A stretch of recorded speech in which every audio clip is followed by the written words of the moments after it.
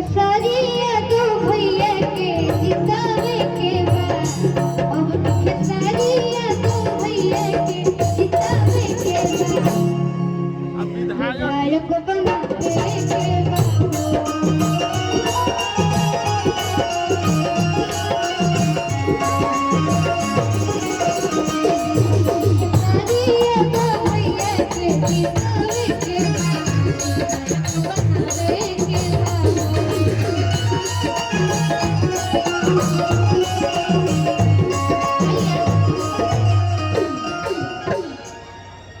आप सभी YouTube पर एगो बहुत ही ट्रेंड में गाना रहा, आप सभी सुन ले। खूब जाके सारी भैया जी मंच पर गवले रहनी ना कि अरे एगो शेरवा जेल के भीतर कोई गो शेरवा बाहर, वाह वाह चला बाहर में सब शेरवा रामदा।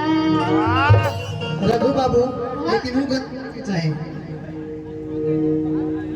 हम जिएंगे आप रहेंगे ये वतन तेरे लिए दिल दिया है जान भी देंगे ये वतन तेरे लिए दिल दिया है जान भी देंगे ये वतन तेरे लिए।